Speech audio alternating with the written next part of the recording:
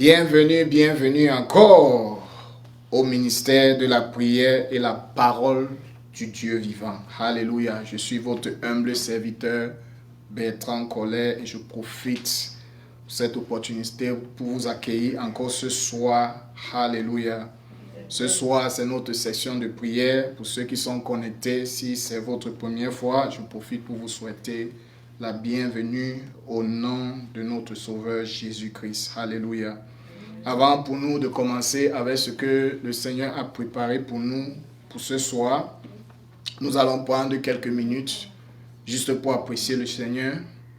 Nous savons que chaque jour que le Seigneur nous permet de voir vient avec ses difficultés. Et certains d'entre nous, lorsque nous venons dans la présence du Seigneur, nous venons avec les épaules qui sont chargées, la tête pèse avec beaucoup de choses, mais le Seigneur ne peut pas nous parler si on n'apprend pas à nous libérer. Donc si tu es venu étant chargé dans l'angoisse, les difficultés, il est temps pour toi de te libérer. Le Seigneur Jésus nous appelle, il dit dans sa parole, tous ceux qui sont chargés de fardeaux lourds, de venir vers lui afin d'avoir le repos de l'âme. Alléluia. Et ce matin, nous allons dire merci au Seigneur pour sa miséricorde qu'il nous a montré. Alléluia. Est-ce que vous pouvez ouvrir vos bouches et dire merci à Dieu en même temps pendant qu'il prépare nos cœurs pour ce qu'il a préparé pour nous aujourd'hui au nom de Jésus. Père, au nom de Jésus, nous te rendons grâce encore pour ce jour. Merci pour ta miséricorde que tu nous as encore montré aujourd'hui. Parce que ta parole nous fait comprendre que à travers ta miséricorde, nous ne sommes point consumés, car tes bontés ne s'épuisent point et ta compassion se renouvelle de jour en jour. Et ce matin, nous te remercions de ta compassion, parce que tu n'as permis qu'aucun fléau ne puisse nous arriver. Tu n'as permis aucun piège de l'ennemi ne puisse nous prendre. Père, si nous sommes encore aujourd'hui devant ta présence, ce n'est pas parce que nous avons mérité d'être devant toi, mais c'est tout simplement parce que tu es un Dieu bon, un Dieu plein d'amour, compatissant, celui qui pardonne nos péchés et qui nous fait part de sa miséricorde. Pour ces raisons, nous te disons merci. Merci pour l'amour que tu nous as montré à travers ton Fils Jésus-Christ, qui s'est livré lui-même par sa propre volonté, afin qu'il puisse satisfaire, Seigneur, ta justice concernant le péché. Merci Jésus, merci pour ce que tu as fait pour nous. Merci pour le Saint-Esprit que tu nous as donné, afin qu'il soit celui qui nous conduit sur le chemin de la justice, celui qui nous enseigne, celui qui nous ouvre nos cœurs, afin que nous puissions recevoir les merveilles que tu as préparées pour nous aujourd'hui. Père, nous implorons encore ta miséricorde ce soir, afin que nous puissions nous tenir dignes devant toi et de recevoir le pain que tu as préparé pour nous ce soir au nom de Jésus. Tu as dit toi-même que l'homme ne vivra pas seulement du pain, mais de toute parole qui sort de ta bouche. Alors ce soir, prépare nos cœurs afin que nous puissions prier, afin que nous puissions faire cette déclaration, pas selon notre volonté, mais selon ce que toi-même tu as choisi, tu as désigné pour nous au nom de Jésus. Saint-Esprit, prends le contrôle de tout. Au nom de Jésus, nous avons prié. Alléluia. Bienvenue encore. Nous allons lire sur le livre de 1 Roi, chapitre 19, verset 1 à 21. 1 Roi, chapitre 19, verset 1 à 21. Je vais lire sur la version, la Bible du Semeur. Alléluia. Akab raconta à la reine Jézabel tout ce qu'avait fait Élie, comment il avait fait périr par l'épée tous les prophètes de Baal. Alors Jézabel envoya un messager à Élie pour lui dire que les dieux me punissent très sévèrement si demain, à la même heure, je ne t'ai pas fait subir le sort que tu as infligé à chacun de ces prophètes. Élie prit peur et s'enfuit pour sauver sa vie. Il se rendit d'abord à Beersheba, dans le territoire de Juda, où il laissa son jeune serviteur. Puis il s'enfonça dans le désert. Après avoir marché toute une journée, il s'assit à l'ombre d'un genêt isolé et demanda la mort.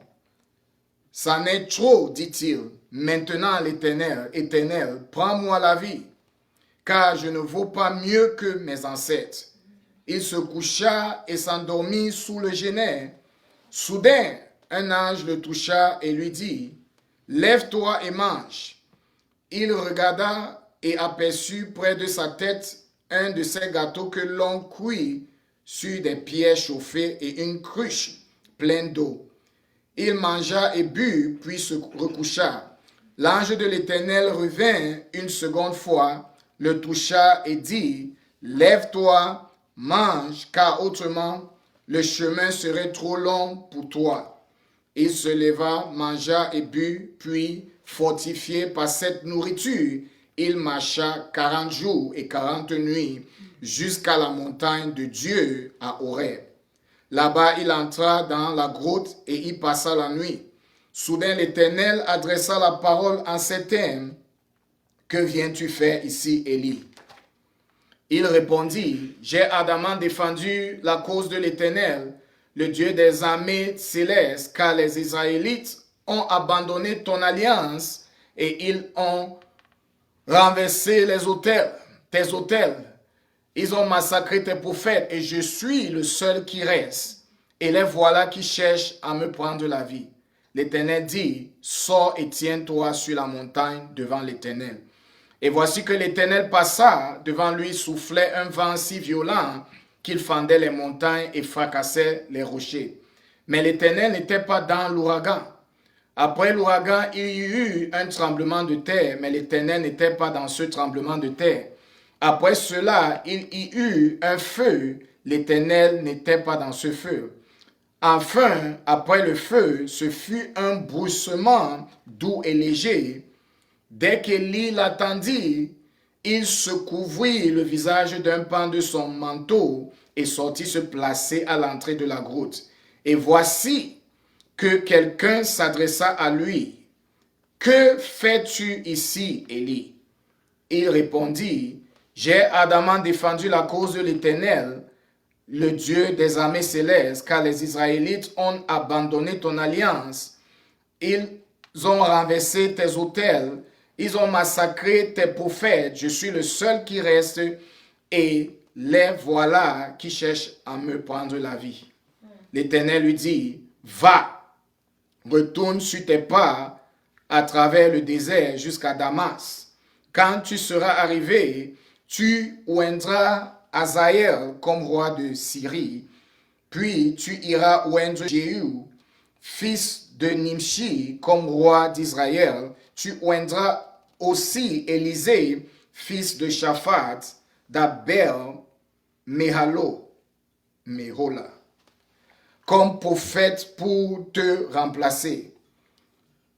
Tout homme qui échappera à l'épée de Hazaël sera mis à mort par Jéhu, et tous ceux qui échapperont à l'épée de Jéhu seront mis à mort par Élisée.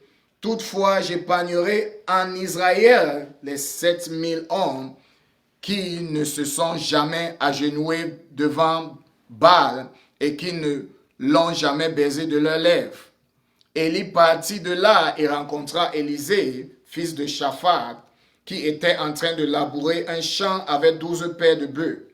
Lui-même conduisait le 12e attelage. Élie s'approcha de lui et jeta son manteau sur lui. Élisée abandonna ses bœufs, courut derrière Élie et dit, « Je vais aller embrasser mon père et ma mère pour prendre congé d'eux, puis je te suivrai. » Élie lui répondit, « Va et reviens à cause de ce que je t'ai fait. » Élisée quitta Élie, prit une paire de bœufs et l'offrit en sacrifice. Il se servit du bois de l'attelage pour faire cuire la viande et la distribua aux siens qui la mangeaient. Puis il se mit en route pour suivre Élie et être à son service. Alléluia. Donc voilà la parole que le Seigneur nous a donnée ce soir. Le passage sur lequel je vais me concentrer parlera plus d'Élisée. Mais avant pour nous de comprendre ce passage, il est nécessaire pour nous d'aller au début. Alléluia. Voilà pourquoi la lecture était longue. Que cette parole que le Seigneur a préparée pour nous soit digérée dans notre esprit au nom de Jésus et produire les fruits qui sont dignes pour la gloire de Christ au nom de Jésus. Alléluia. Amen. Bien-aimés dans le Seigneur, lorsque nous examinons les Écritures pour la session de ce soir, elle nous présente un conflit entre le royaume des ténèbres et le royaume de la lumière.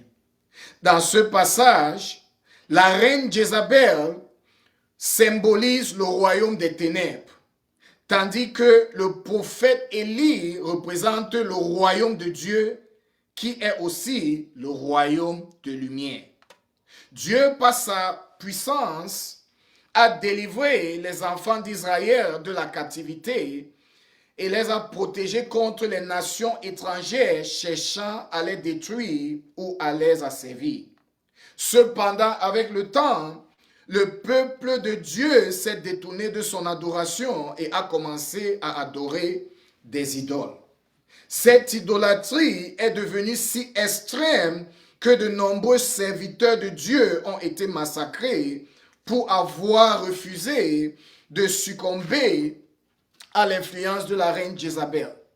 Parmi ceux qui ont résisté courageusement, seul le prophète Élie est resté.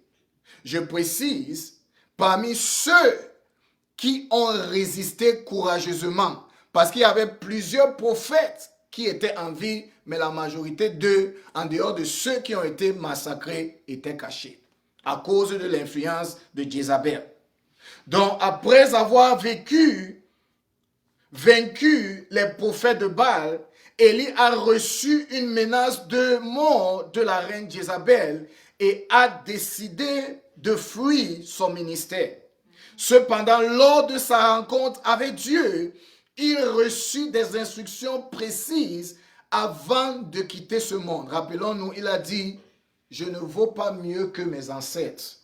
Seigneur, prends ma vie. » Donc le Seigneur a écouté ce que Élie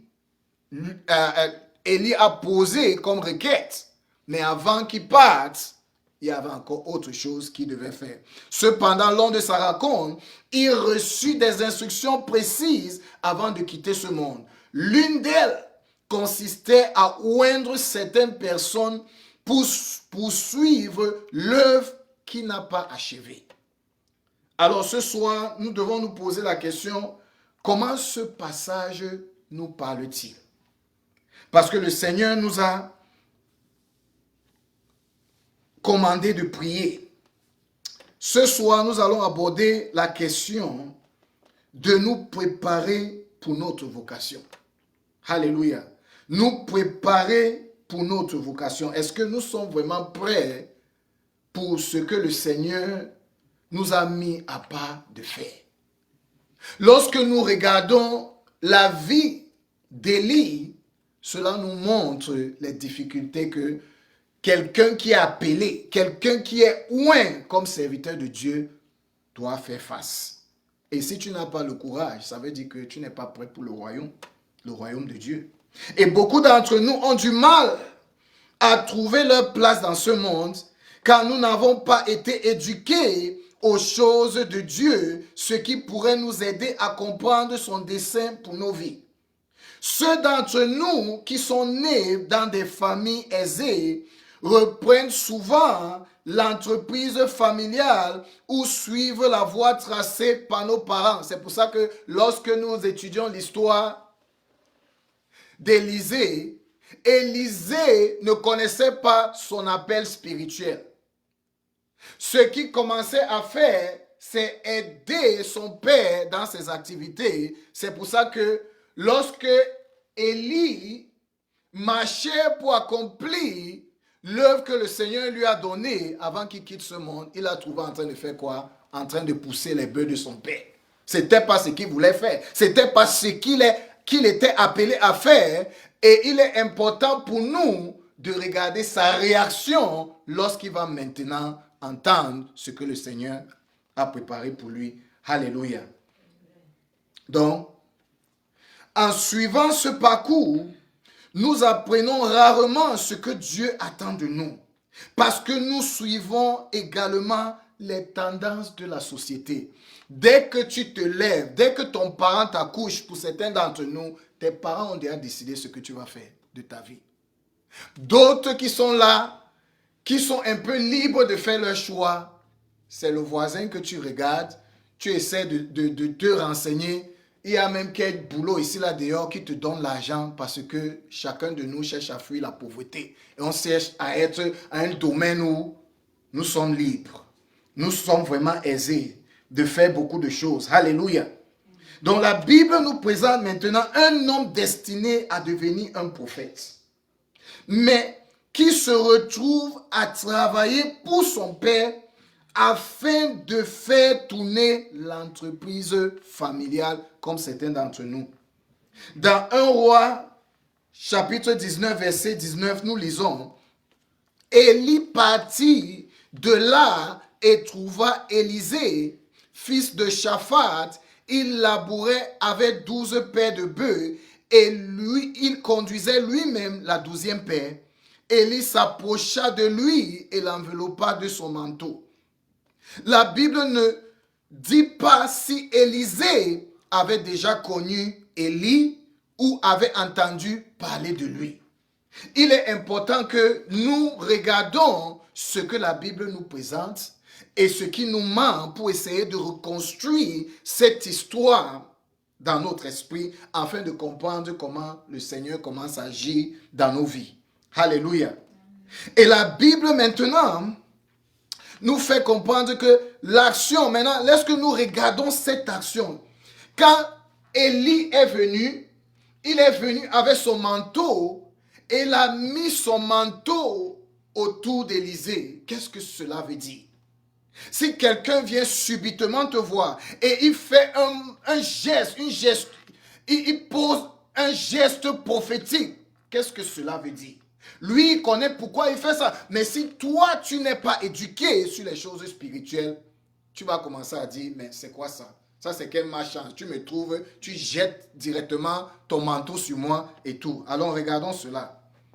L'action d'Élie rappelle celle de Jésus qui recherchait ceux qu'il enverrait prêcher l'évangile. Cependant, leur réaction diffère de celle d'Élisée.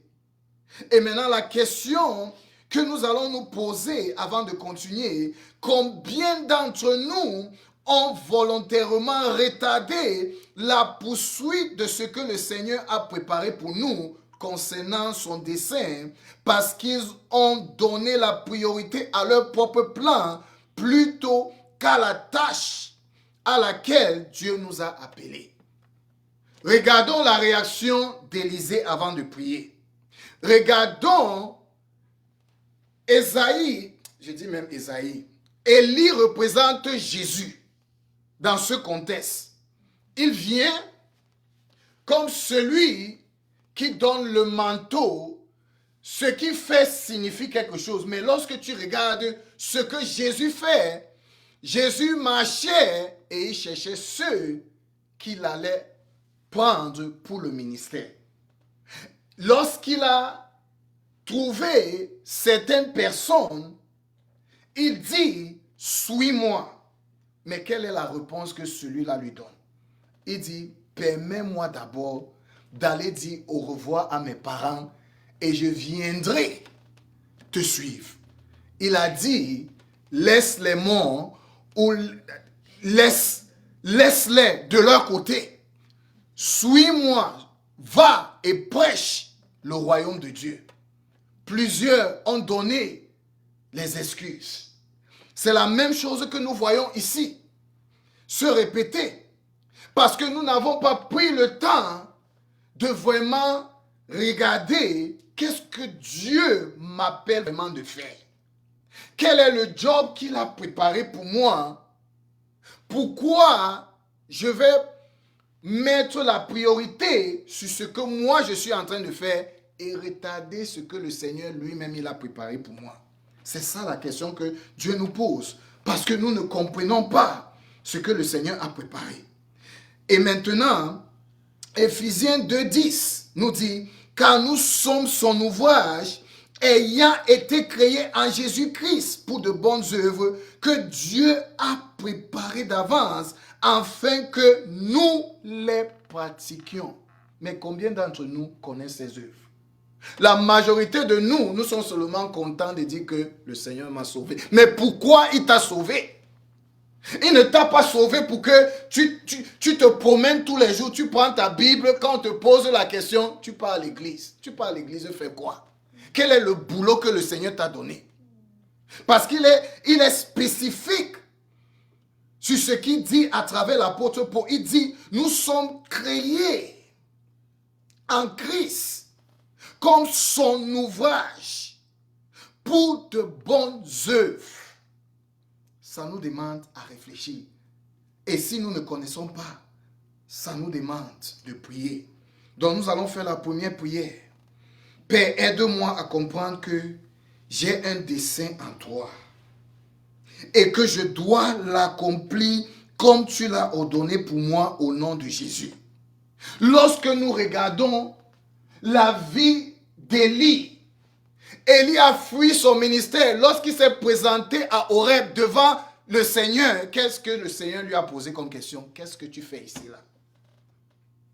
Tu n'es pas au bon endroit. Mais comme tu dis que tu ne vaux pas mieux que tes pères, tes ancêtres, et tu demandes à mourir, je vais trouver quelqu'un pour te remplacer parce que tu as fui le travail. Donc nous demandons aussi au Seigneur de nous aider à comprendre que nous avons un dessein en lui. Et que nous devons l'accomplir comme il a ordonné pour nous au nom de Jésus. Voilà le premier point de prière. Père, aide-moi à comprendre que j'ai un dessein en toi. J'ai un but que tu as préparé pour moi en toi et que je dois l'accomplir au nom de Jésus. Tout but que le Seigneur a préparé pour moi, je dois l'accomplir. Est-ce que tu peux ouvrir ta bouche et commencer à parler à Dieu? Père, aide-moi à comprendre que j'ai un but en toi. J'ai un dessein en toi. Un dessein que tu as préparé même avant même que je vienne dans ce monde. Et que je dois l'accomplir comme tu l'as ordonné au nom de Jésus. Père, aide-moi à ce moment à comprendre le but pour lequel tu m'as permis de venir dans ce monde à travers mes parents au nom de Jésus. La parole nous fait comprendre dans Jérémie 1:5, il dit, avant que tu sois, je te connaissais déjà. Avant qu'il puisse me former dans le sein de ma mère, il me connaissait. Il me connaissait en tant que qui? J'ai besoin de savoir. Seigneur, aide-moi à comprendre. Aide-moi à entrer dans les profondeurs de ta révélation afin de connaître le but pour lequel tu m'as créé et que je dois accomplir ces bonnes œuvres dont l'apôtre Paul parle au nom de Jésus. Alléluia. Quel que soit le but que l'ennemi ait choisi d'occuper mon esprit et de me faire oublier mon dessein, les choses que le Seigneur a préparées, parfois les gens vont venir te voir et te dire, je te vois en train de faire ceci. Oh, tu seras bien ici et tout ça là. Mais est-ce que c'est ce que Dieu t'a appelé à faire? Parce que les gens peuvent te voir, ils ont les bonnes idées, les bonnes intentions. Les pensées de Dieu ne sont pas nos pensées. Tu peux avoir les bonnes pensées, mais où Dieu t'a placé, tu auras plus l'impact où toi, tu es en train de partir de toi-même. Parce que tu regardes ton expérience sur certaines choses, je peux faire ceci, je peux faire cela, je suis allé à l'école et tout ça là, mais tu ne vois pas ce que Dieu voit. Quand Dieu dit que c'est ici que je t'ai appelé, quelqu'un d'autre vient te dire, c'est de l'autre côté qu'on te voit, tu dois prendre une décision. Et parfois l'ennemi utilise d'autres personnes pour nous orienter ailleurs. Et le Seigneur a maintenant besoin de réveiller en nous ce désir est la soif de notre destinée. Parce que si tu n'as pas soif de ce que Dieu a préparé pour toi, tu vas continuer à rester au même endroit. On dit souvent, la chèvre broute où elle est attachée. Mais si tu as goûté à quelque chose qui te fait repenser, qui te fait méditer, tu te poses la question, attends, où je suis là? Est-ce que c'est vraiment ici que je dois être? Tu vas commencer à réfléchir. Avant de te rendre compte, le Seigneur va te montrer une voie, comment la corde qui t'a attaché, où tu t'es limité, tu vas quitter de là. Mais il doit avoir ce désir. Alors nous allons prier, demander à Dieu tout ce que l'ennemi peut avoir utilisé pour nous faire oublier ce que le Seigneur a préparé pour nous. L'ennemi nous a occupés à faire des œuvres, les œuvres dont le Seigneur ne nous a même pas appelés à faire, afin que nous puissions oublier ce que Dieu nous a donné. Nous demandons à Dieu de réveiller en nous ce désir, ce zèle qu'il a mis en nous, afin que nous commençons. Tu arrives à un point où, on dit souvent en anglais, tu es restless. Tu n'arrives pas à te contenir à un endroit parce qu'il y a quelque chose en toi. Tu ne sais pas, mais tu sais seulement que où je suis ici, là, c'est pas là où je dois être. Je dois quitter l'endroit-ci. Alléluia. Donc demande à Dieu, Seigneur, tout ce que l'ennemi a pu faire pour me retenir. Les choses qu'il a pu utiliser pour m'occuper, afin d'oublier que j'ai une destinée que tu as préparée pour moi. Seigneur, aide-moi, libère-moi de toutes ces choses au nom de Jésus et réveille en moi le désir et la soif de cette destinée au nom de Jésus. Seigneur, réveille en moi tout ce que tu as planté en moi, tout ce que tu as investi en moi. Seigneur, réveille en moi l'esprit que tu as mis en moi, afin que je commence à avoir cette soif, ce désir d'accomplir la destinée que tu as préparée pour moi au nom de Jésus. Seigneur, aide-moi, sépare-moi de tout ce que l'ennemi utilise en ce moment dans ma vie, afin de m'occuper les choses que je fais qui paraissent être bien. Oh, la Bible nous dit, telle voie paraît bien pour l'homme, mais à la fin, la question est, où est-ce que la voie là me mène? Oh Seigneur, aide-moi ce soir, déconnecte-moi de toute voie qui me mène à la ruine, toute voie qui me sépare de la destinée que tu as préparée pour moi au nom de Jésus. Connecte-moi à ce que tu m'as appelé à faire, en réanimant mon esprit. Seigneur, donne-moi la soif et le désir de connaître les bonnes choses que tu as préparées pour moi au nom de Jésus. Alléluia. Bien-aimés, il arrive que nous nous sentions découragés face aux difficultés. Cependant, n'oublions jamais que Dieu est avec nous pour nous affronter, pour nous fortifier. Prenons l'exemple d'Élie, qui a fait preuve d'un courage et d'une audace incroyable face aux faux prophètes de Baal. Il a invoqué avec confiance le Seigneur, le Dieu d'Israël, pour qu'il lui réponde par le feu, afin que tous sachent qu'il est le vrai Dieu. Parce que regardons le parcours d'Élie pour comprendre que nous aussi, nous pouvons tomber. Ça n'a pas pris un temps précis. Comment je peux même mettre ça? Ça n'a pas pris longtemps pour qu'il tombe. Il a seulement écouté les expressions que Jézabel a envoyées par son messager. Il a pris fuite. Alléluia. Dans 1 Roi 18, versets 36 à 39, il est écrit, au moment de l'offrande du soir, le prophète Élie s'approcha et dit, Éternel Dieu d'Abraham, d'Isaac et d'Israël, que l'on sache aujourd'hui que tu es Dieu en Israël et que je suis ton serviteur. J'ai fait toutes ces choses par ta parole. Il a dit ça avec certitude. Alors le feu de l'Éternel tomba et consuma l'holocauste, le bois, les pierres et la poussière, et il absorba l'eau du fossé. À cette vue, tout le peuple tomba sur sa face et dit, l'Éternel est Dieu, l'Éternel est Dieu. Combat gagné. Il n'avait pas besoin d'une autre démonstration. Mais regardons maintenant ce qui va arriver bien après. Si Dieu s'est révélé comme le Seigneur qui a répondu à Élie, alors pourquoi Élie a-t-il fui les menaces de Jézabel? Tu as fait le combat avec combien de prophètes? Plus de 400 prophètes. Ils sont tombés. Tu as pris l'épée, tu les as égorgés. Mais une personne qui commande ces prophètes envoie certains mots qui sont comme les flèches et tu prends la fuite. Nombreux d'entre nous peuvent s'identifier à Élie. Nous oublions souvent que Dieu est avec nous et nous a accordé des victoires dans le passé. Nous pouvons laisser les paroles de l'ennemi influencer notre état d'esprit au point de céder à la peur. Par conséquent, nous pouvons nous sentir obligés d'abandonner et de chercher d'autres voies. Voilà pourquoi, quand il a entendu les menaces, il a fui.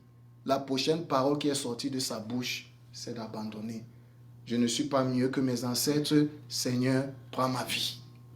Ça ne doit jamais arriver jusqu'à cet état. Les paroles de l'ennemi peuvent venir d'un diagnostic médical ou des réactions négatives après que nous ayons accompli de bonnes œuvres pour la gloire de Dieu. Tu viens d'accomplir quelque chose. Tu viens de réussir une étape. Tu viens d'avoir une opération vraiment qui a dépassé plusieurs. Mais Dieu t'a distingué. Subitement, l'ennemi vient te dire que tu as quelque chose. On a identifié quelque chose en toi. Et on ne sait pas si tu vas vivre de cela parce que plusieurs personnes sont déjà mortes de ces conditions. Subitement, ta joie part. Tu oublies que Dieu vient de te donner la victoire. L'Écriture nous assure dans 2 Timothée 1,7 car Dieu ne nous a pas donné un esprit de timidité, mais un esprit de force, d'amour et de sagesse. Par conséquent, la peur ne peut être mon partage au nom de Jésus. Donc si tu as l'esprit que Dieu t'a donné, si tu comprends le genre d'esprit que tu as, comment la peur va venir t'envahir? Il dit l'esprit que tu as reçu, ce n'est pas un esprit de timidité. Si tu enlèves la timidité, il y a quoi? Le courage, l'audacité. Tu parles avec audace. Alléluia. Donc, et il y a l'amour. 1 Jean chapitre 4 verset 4 nous dit, vous êtes de Dieu, petits enfants, et vous les avez vaincus parce que celui qui est en vous est plus grand que celui qui est dans le monde. Voilà les vérités que nous devons garder dans nos têtes. Tu es de Dieu. Celui qui est de Dieu a déjà vaincu. Il n'y a pas de négociation là-dessus. Même si c'est que Satan vient avec tous les armées du monde et tout ça là, il te dit qu'aujourd'hui on va te finir. Dieu te dit que toi tu es de Dieu. Ah. Qui peut vaincre Dieu? Qui a déjà vaincu Dieu? Toi et Dieu, vous faites la majorité. Alléluia. 1 Jean, chapitre 5, verset 14 dit, et voici l'assurance que nous avons en lui. C'est que si nous demandons quelque chose selon sa volonté, il nous écoute. Il te dit d'abord, tu es de Dieu. Parce que si tu es de Satan, ta prière ne sera pas exaucée. Il n'y a pas de négociation là-dedans. Mais si tu es de Dieu, il te dit, il ajoute encore, celui qui est en toi, il est plus puissant que celui qui est dans le monde. Voilà les réalités, les vérités que tu dois garder dans ta tête. Et il te dit maintenant, parce que tu es de Dieu et celui qui est en toi est plus grand que celui qui est dans le monde, tu as une assurance. Que tout ce que tu vas demander selon sa volonté, il va t'écouter. Mais si tu n'es pas dans la volonté de Dieu, ça ne va pas marcher. Ce qui nous mène à notre prochaine prière. Saint-Esprit, aide-moi à comprendre que je suis de Dieu et qu'il entend les prières de ceux qui lui appartiennent. Parce que si tu n'es pas convaincu que Dieu est avec toi, tu ne vas pas prier avec assurance. Tu vas prier dans l'inquiétude, tu pries, tu finis de prier. Dès que tu finis de prier, tu sors de la réunion de prière. Oh, je vais encore faire comment? Je vais faire comment? Dieu n'est pas avec toi. Tu as déjà appelé la peur et tout ça là, l'inquiétude, tout ça est venu entrer. Alléluia. Et pourtant, Jean vient de nous dire, voici l'assurance que nous avons en lui. C'est que si nous demandons quelque chose selon sa volonté, il nous écoute. Donc la première des choses, cherche à te positionner dans sa volonté. Et quand tu es dans sa volonté, tu as la garantie que ce que tu lui demandes, il t'écoute. Mais ce que tu ne connais pas, c'est quand il va exaucer la prière. Tu ne connais pas le jour. Il ne te donne pas l'heure. Mais à un moment, tu vas te rendre compte que le Seigneur a exaucé la prière lorsque tu commences à voir la situation se dégager. Alléluia. Donc demande à Dieu, Saint-Esprit, aide-moi à comprendre que je suis de Dieu et qu'il entend les prières de ceux qui lui appartiennent au nom de Jésus. Est-ce que tu peux prier avec confiance? Demande au Saint-Esprit de t'aider à comprendre que tu es de Dieu et que le Seigneur écoute les prières de ceux qui lui appartiennent au nom de Jésus. Saint-Esprit, ce soir nous t'implorons, Seigneur, aide-nous à comprendre que nous sommes de Dieu. Nous sommes son ouvrage, celui qui l'a créé en Christ pour les bonnes œuvres qu'il a préparées en avance. Nous sommes de Dieu et il écoute les prières de ceux qui lui appartiennent au nom de Jésus. Seigneur, nous savons que ce soir, tout ce que nous allons demander ne sera pas selon notre volonté, mais selon ta volonté. Et nous avons cette assurance que ce que nous demandons, tu nous écoutes au nom de Jésus. Aide-nous à comprendre que nous sommes de Dieu. Nous ne sommes pas de Satan, mais nous sommes du royaume de Dieu au nom de Jésus. Aide-nous à comprendre que lorsque nous prions selon la volonté de Dieu. Tout ce que nous demandons à Dieu, il écoute nos prières, il exauce nos prières au nom de Jésus. Aide-moi à saisir cette vérité. Celui qui est en moi est plus puissant que celui qui est dans le monde. Celui qui est en moi est plus fort que quiconque et quoique ce que je traverse en ce moment au nom de Jésus. Aide-moi à comprendre que le Seigneur est plus grand que mes afflictions actuelles et les menaces de l'ennemi au nom de Jésus. Seigneur, aide-moi à comprendre. Aide-moi à saisir tes vérités. Que celui qui est en moi, le Saint-Esprit de puissance, le Saint-Esprit que tu m'as donné, l'esprit de courage, l'esprit de force, cet esprit qui dégage tout, qui ne connaît pas de protocole, qu'il est à moi et qui vient avec sa puissance, pour terrasser tout ce que l'ennemi a préparé contre moi. Seigneur, aide-moi à comprendre que celui qui est à moi est plus puissant que celui qui est dans le monde au nom de Jésus. Il est plus puissant, plus grand que mes afflictions actuelles et plus puissant que les menaces de l'ennemi au nom de Jésus. Aide-moi à comprendre que tu es puissant, que toutes les armées du ciel et de la terre réunies qui cherchent à me détruire. Nous devons avoir cette confidence. Voilà pourquoi David a dit dans l'une de ses paroles, il dit, même si c'est que les montagnes se déchaînent, les océans commencent à faire leur bruit, même si c'est qu'une armée vient contre moi, il a cette paix que Dieu, le Dieu qui est avec lui là, rien ne pourra lui arriver. Alléluia. C'est pour ça que nous devons prier. Aide-moi à reconnaître que tu es plus grand que toutes les armées du ciel et de la terre réunies qui cherchent à me détruire. C'est pourquoi je ne fuirai pas ma situation et je n'abandonnerai pas au nom de Jésus. Je ne fuirai pas ma situation et je n'abandonnerai pas au nom de Jésus. Tu dois faire cette déclaration.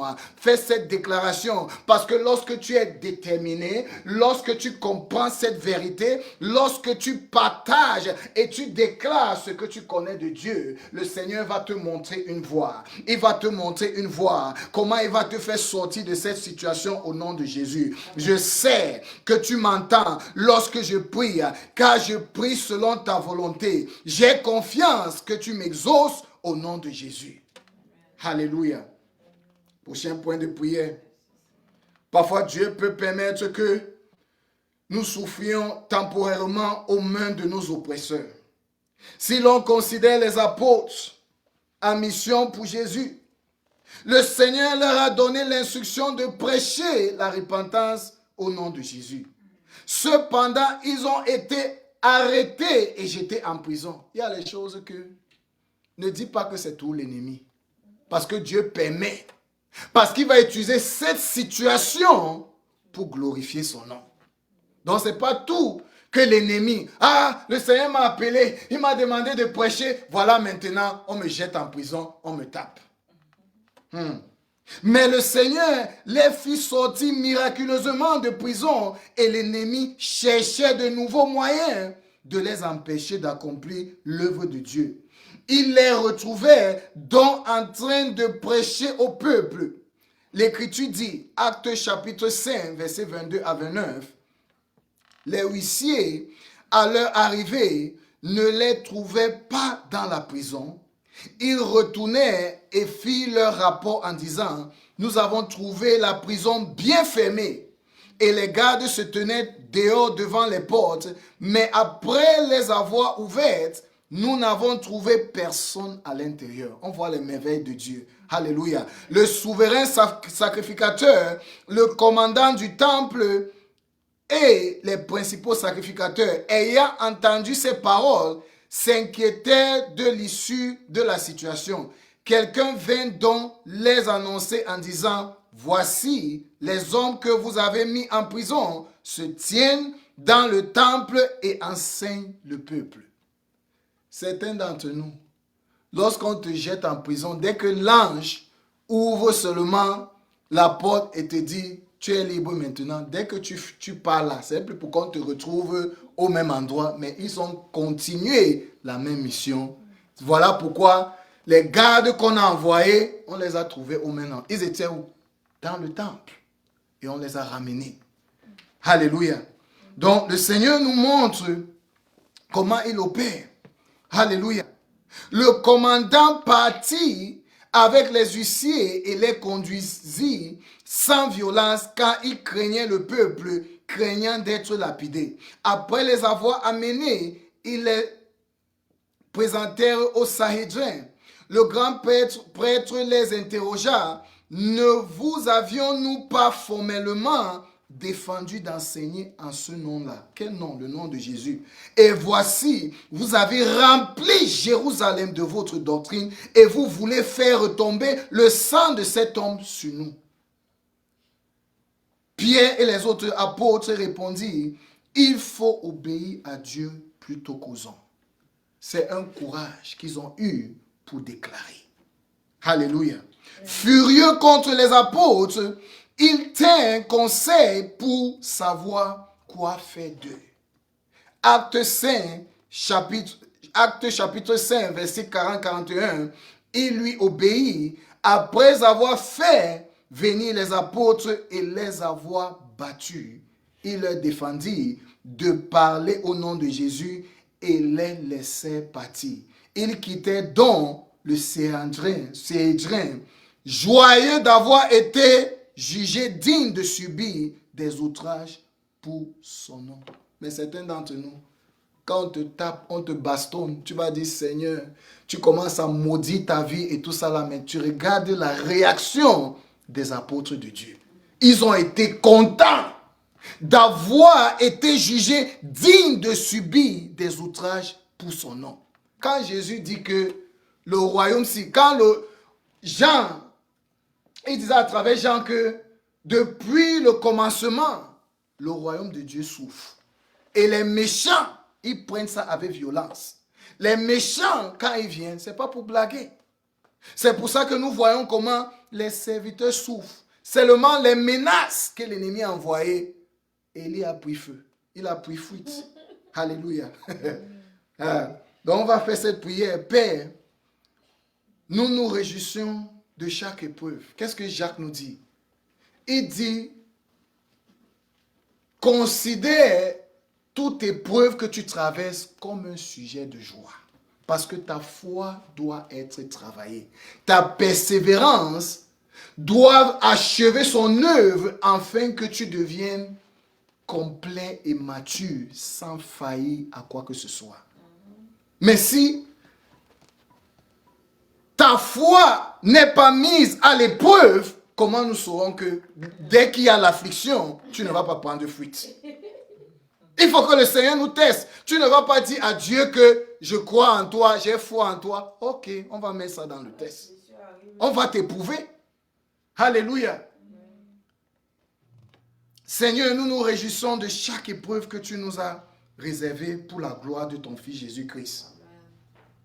Quoique tu nous fasses traverser, aide-nous à reconnaître que nous ne sommes jamais seuls et à nous accrocher à tes promesses. Parce que si tu oublies que le Seigneur est avec toi, tu vas croire que les bastonnades qu'on est en train de te donner là, il n'est pas au courant de ça. Mais qu'est-ce qu'il nous a dit? Vous êtes de Dieu. Celui qui est en vous est plus grand que celui qui est dans le monde. Donc tu n'es pas seul. Partout où tu pars prêcher, tu te dis que tu es seul. Mais Dieu est avec toi. C'est seulement que tu n'as pas encore pris cette conscience qu'il est là. Quand on tape qui? On te tape avec Dieu. Dieu peut choisir de détruire ces gens, mais il peut aussi choisir d'accepter qu'on le fouette. Alléluia. Parce qu'il a une gloire qu'il a préparée pour son nom. Seigneur, aide-nous à nous réjouir de chaque épreuve que tu nous as réservée pour ta gloire au nom de Jésus. Est-ce que tu peux faire cette prière? Ce n'est pas une prière qui est facile, c'est une prière qui demande la maturité, parce que certains d'entre nous qui entrent dans le christianisme, nous entrons dans le christianisme dans l'espoir de construire les grands bâtiments, d'avoir les richesses, d'avoir les jets un peu partout. Mais lorsque nous regardons le parcours des apôtres qui ont servi le Seigneur avant nous, c'était pas ce genre de vie qu'ils vivaient. C'était une vie de persécution, mais ils prêchaient la parole avec Dieu. Seigneur, aide-nous à nous réjouir des afflictions que tu as préparées pour nous en avance, pour la gloire de ton Fils au nom de Jésus. Aide-nous, Seigneur, à nous réjouir dans nos afflictions et voir en ces afflictions qu'il y a une gloire que tu as préparée pour nous au nom de Jésus. Seigneur, aide-nous à nous réjouir de ces épreuves que tu as préparées pour nous en avance au nom de Jésus, pour la gloire de ton Fils au nom de Jésus. Quoi que tu nous fasses traverser, oh Seigneur, ça peut nous faire mal, mais nous ne sommes pas seuls, parce que tu es avec nous pour nous fortifier. Aide-nous, Seigneur, à nous réjouir dans nos afflictions et comprendre que c'est pour ta gloire au nom de Jésus. Amen. Alléluia. Amen. Ésaïe 43, verset 22, verset 2 nous dit, « Quand tu traverseras les eaux, je serai avec toi. Quand tu traverseras les fleuves, ils ne te submergeront pas. Quand tu traverseras le feu, tu ne seras pas brûlé et la flamme ne te brûlera pas. » C'est parce que le Seigneur est avec toi. C'est pour ça qu'il y a plusieurs personnes dans une voiture qui peuvent avoir fait l'accident.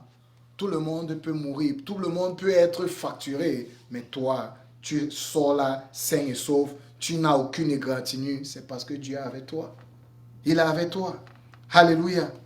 Donc on demande au Seigneur, Seigneur, aide-moi à croire que tu peux me délivrer de toutes mes afflictions au nom de Jésus. Tu dois avoir cette conviction en toi, que quoi que l'ennemi fasse, quels qu'en soient les plans qui vont sortir, au point où il cherche à te nuire, tu dois croire que l'ennemi est avec toi. C'est pour ça que Dieu nous dit dans Ésaïe 43, 2, il dit, quand tu traverseras les eaux, je serai avec toi. Certains d'entre nous, nous connaissons la force du courant de l'eau.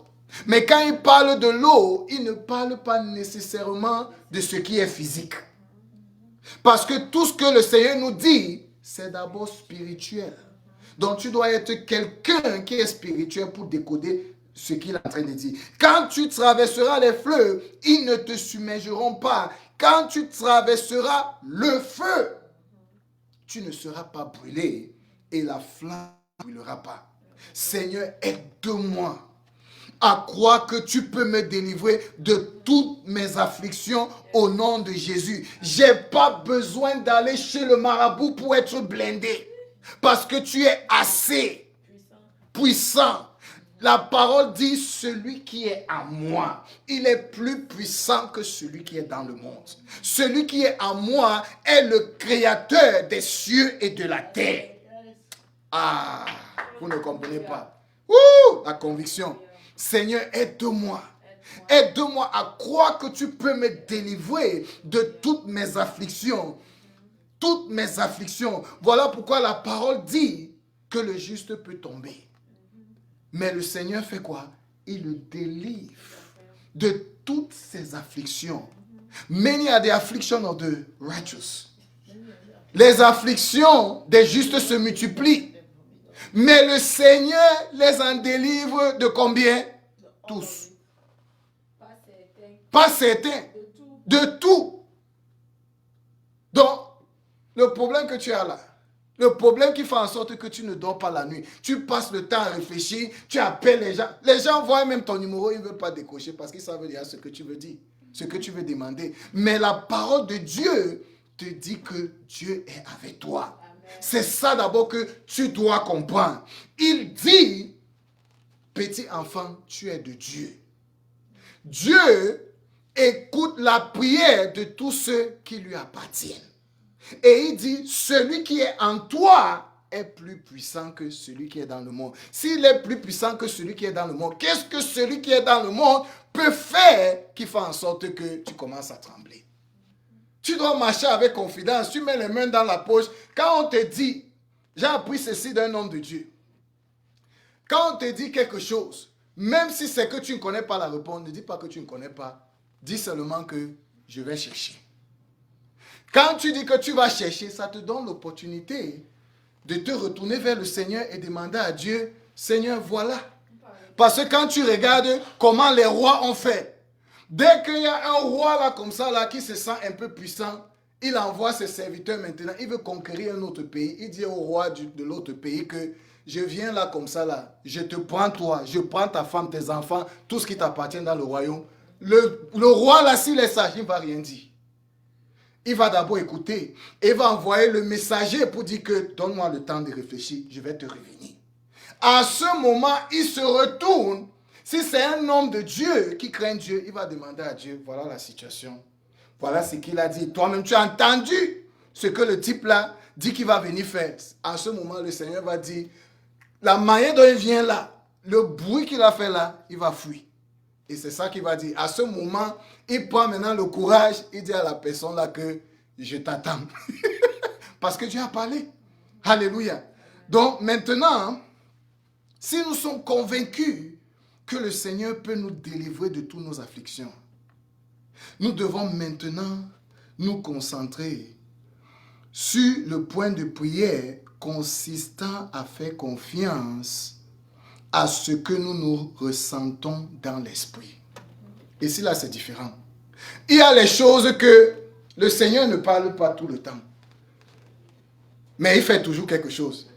Il parle, mais il ne parle pas toujours la manière dont tu penses qu'il va parler. Mais tu dois être en esprit pour savoir que Dieu a parlé. Ici, là, Dieu a parlé. Nous sommes calmes là, comme ça, là. Personne ne peut dire que, oh, le Seigneur est venu, il a parlé d'une manière majestique. Les eaux ont fait les bruits et tout ça là. Non, c'est pas ça. Parce que lorsque Élie est allé devant cette montagne, le Seigneur lui dit, tiens-toi dehors, je vais te parler. Dès qu'il s'est mis dehors là comme ça là, c'était d'abord quoi? c'était l'ouragan. Il a fracturé les rochers et tout ça là. Mais est-ce qu'il a parlé? On dit que le Seigneur n'était pas là. Mais c'était une manifestation qui annonçait sa présence. Après ça, il y eut tremblement de terre. Tremblement de terre, le feu. Mais il n'y était pas. Après, il a entendu une voix douce. Entendu sa voix maintenant, pose la même question. Qu'est-ce que tu fais ici là? Donc nous devons être à mesure de distinguer. C'est au moment qu'il a entendu cette voix douce qu'il s'est présenté. Il est sorti parce qu'il savait que ici maintenant, c'est le Dieu qui parle. Amen. Alléluia. Amen. 1 Roi, chapitre 19, verset 19 à 20.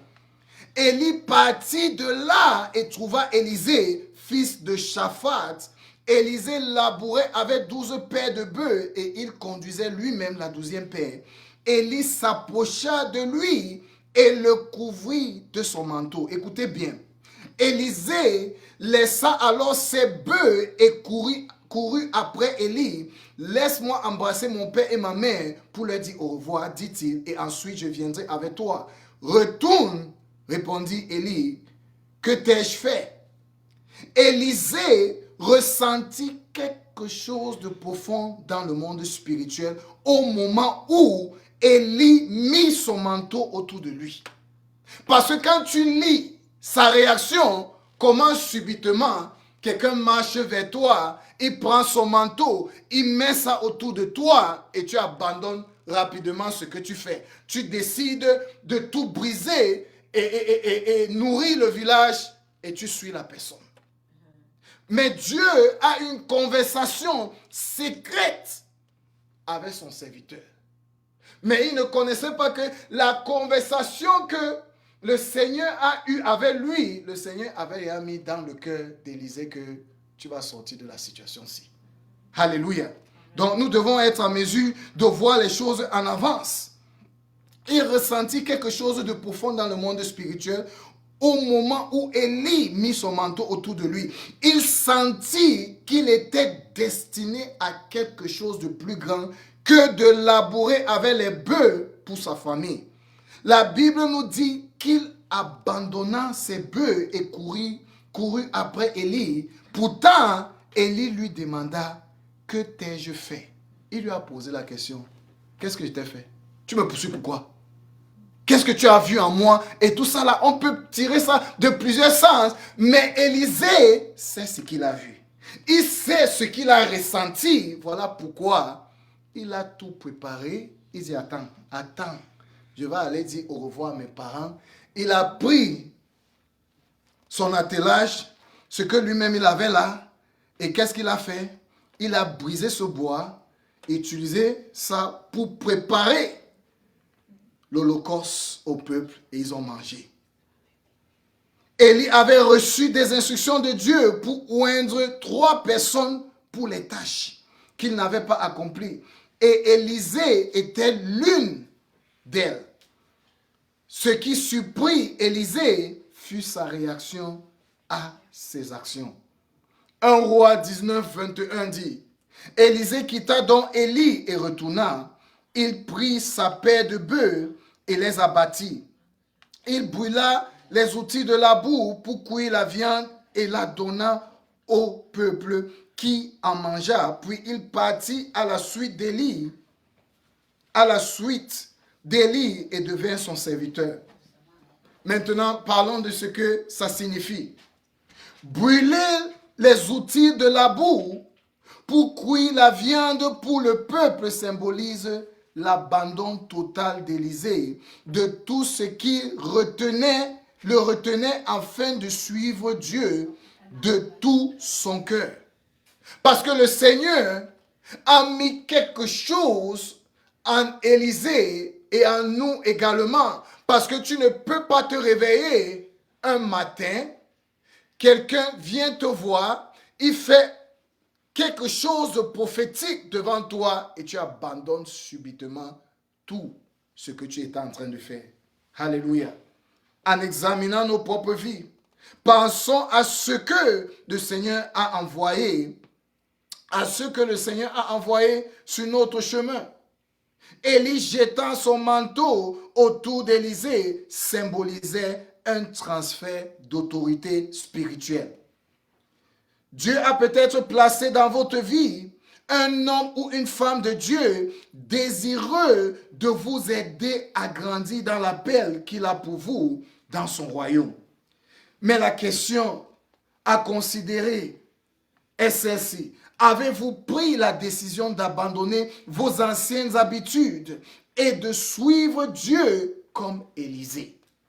Lorsque Élisée a reçu ce manteau, il y a eu quelque chose qu'il a ressenti, il a eu un dépôt en lui et subitement, il a abandonné ce qu'il avait l'habitude de faire.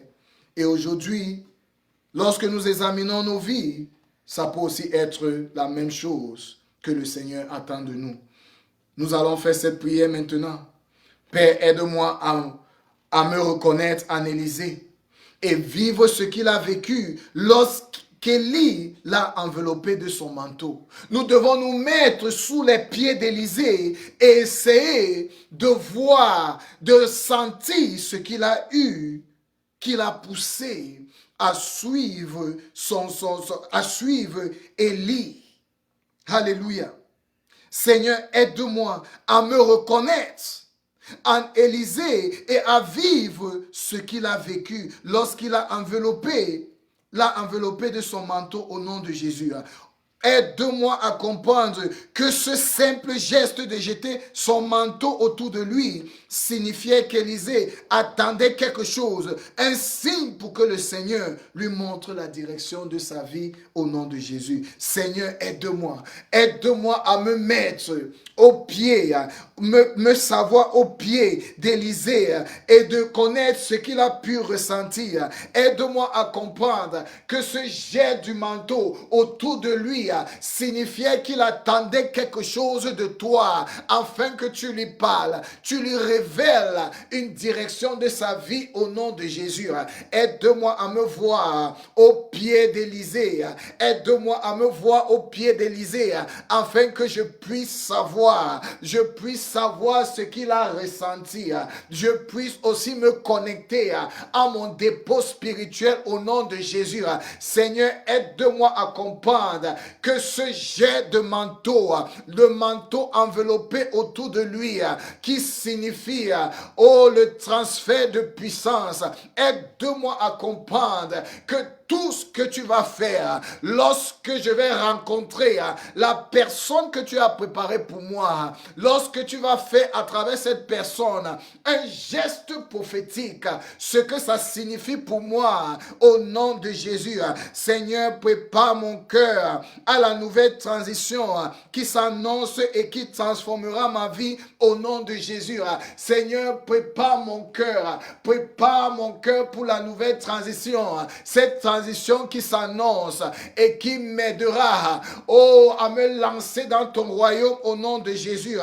Prépare mon cœur ce moment, au nom de Jésus pour cette transition qui arrive, qui est en cours en ce moment et qui transformera ma vie au nom de Jésus. Amen. Alléluia. Bien-aimé, parfois Dieu peut être lui-même à l'origine de l'appel.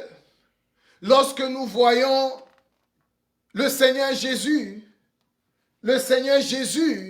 était cette personne qui allait de lieu en lieu recherchant ceux qu'il va appeler dans le ministère. Mais quelquefois, il peut également envoyer quelqu'un d'autre accomplir un acte prophétique autour de nous pour nous aider à comprendre où il nous appelle. À ce moment-là, nous devons être attentifs au temps et aux saisons de l'esprit.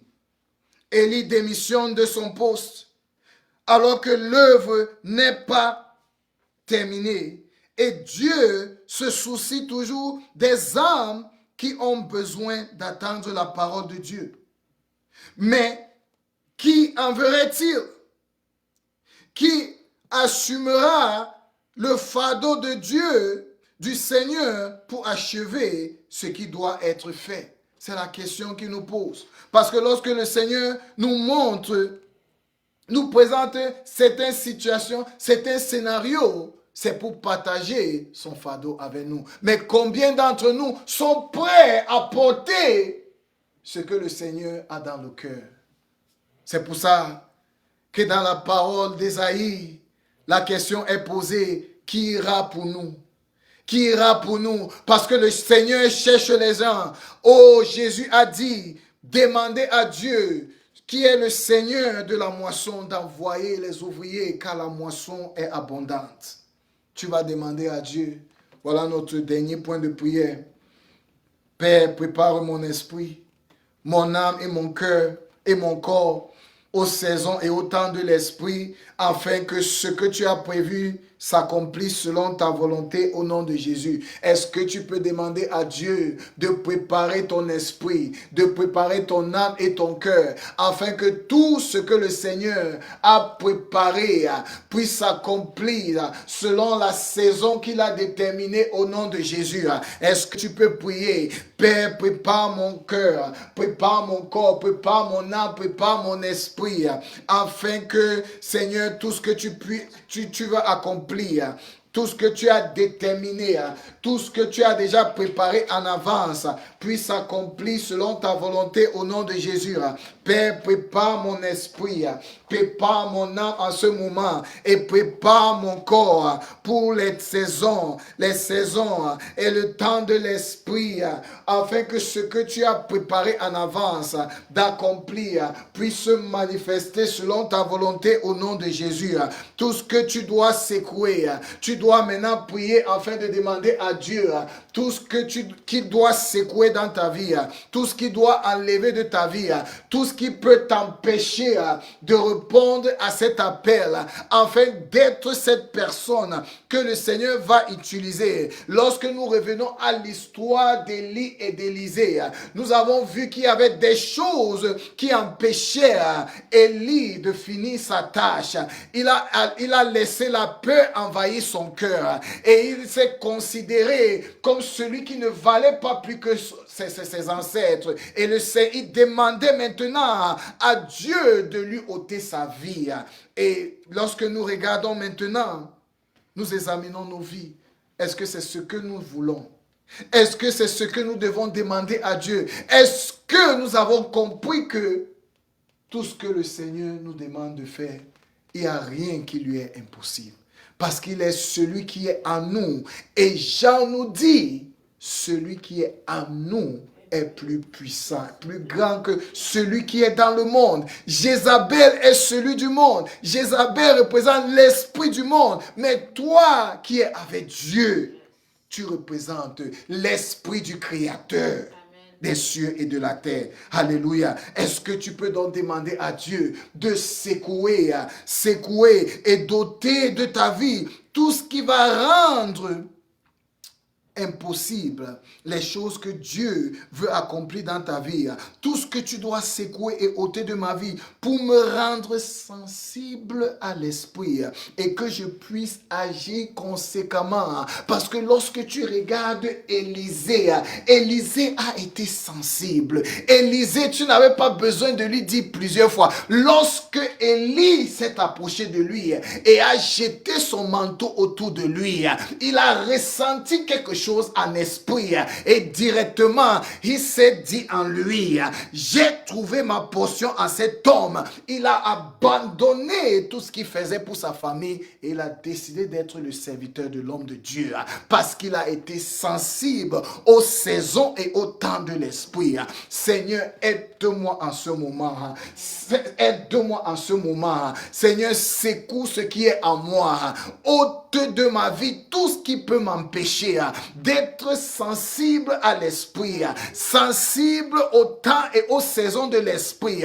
Lorsque tu parles, lorsque tu annonces une nouvelle saison, que mes oreilles spirituelles puissent être en mesure de capter ta fréquence, que mes yeux puissent être en mesure de voir ce que tu fais, parce qu'il y a les choses que tu fais faire. Beaucoup ne comprennent pas ce que tu es en train de faire parce que ton langage, c'est un langage spirituel. Seigneur, aide-moi, enlève de moi tout ce que l'ennemi a pu s'aimer en moi, qui me limite, afin que je ne puisse pas être sensible. Ouvre mes oreilles, ouvre mes oreilles, ouvre mes yeux. Seigneur, rends-moi leste, afin qu'au moment où tu t'annonces, comme cette personne qui est venue, au moment où tu passes ce manteau, qui signifie le transfert, de puissance, Seigneur, que je sois en mesure de courir et de recevoir avec joie les choses que tu as préparées en avance au nom de Jésus. Amen. Seigneur, je te donne toute la gloire. Alléluia. Amen. Bien-aimés, nous sommes à la fin de notre service. Le Seigneur nous a parlé. Le Seigneur nous a encouragés parce que certains d'entre nous, nous vivons dans la peur. Nous courons tout le temps après les gens. Il faut prier pour nous, il faut prier pour moi, il faut prier pour mes enfants. Non, il y a les réalités, les vérités que le Seigneur nous a données. Tant que tu n'as pas encore digéré ça, comme la nourriture que tu digères, tant que tu n'as pas pris le temps de t'asseoir sur ces vérités et de te dire toi-même, moi si, je viens de Dieu. Je suis sorti de mes parents, mais je suis de Dieu. Le Dieu qui a créé les cieux et de la terre, là, il est avec moi. Il m'appartient. Et il écoute mes prières. C'est comme ça que je me parle. Je me parle, je médite sur cette parole et je commence maintenant à prier selon la compréhension de l'esprit. Et quand je prie avec force, confidence. Je ne doute pas de ce que je dis. Mais certains d'entre nous, c'est pas comme ça. C'est pour ça que tu dois repasser la parole dit. Tu dois méditer sur ça. Alléluia, jusqu'à ce qu'elle devienne ta réalité au nom de Jésus. Est-ce que nous pouvons dire merci à Dieu pour ce service? Alléluia. Éternel Dieu, nous te disons encore merci. Merci parce que tu nous as parlé ce soir. Seigneur, nous avons reçu encore la nourriture spirituelle avec laquelle tu nous as nourris. Seigneur, tu nous as fortifiés. Notre homme intérieur est vraiment fortifié. Tu nous as redonné la confiance afin que nous puissions affronter les situations que tu nous permets de vivre en ce moment. Seigneur, tu as dit toi-même que tu es toujours avec nous. Partout où tu nous envoies, nous ne sommes pas seuls parce que tu es en nous. Et tu nous demandes d'avoir ces réalités, cette vérité en nous afin de vivre ta liberté. La liberté que tu nous as donnée. Seigneur, merci que tu nous as rappelé. Tu nous as pris au B.A.B.A. pour que nous puissions comprendre. Parce que tu es avec nous. Nous n'avons pas besoin de te voir, mais c'est la foi là que tu nous as donnée, dont tu as besoin. Et tu vas agir dans nos vies. Seigneur, je prie afin que tu bénisses ton peuple ce soir. Fortifie ceux qui sont connectés. Seigneur, redonne-leur la confiance, la force dont ils ont besoin. Parce que tu fais toutes choses à ton temps et c'est merveilleux. Yes. Seigneur, nous ne doutons pas de toi. Nous prions afin que ta main de miséricorde soit encore avec nous. Seigneur, protège-nous jusqu'à ce que tu nous ramènes encore pour une autre séance de prière. Au nom de Jésus, nous avons prié. Alléluia. Amen. Amen. Que le Seigneur puisse vous bénir encore. Alléluia. Amen.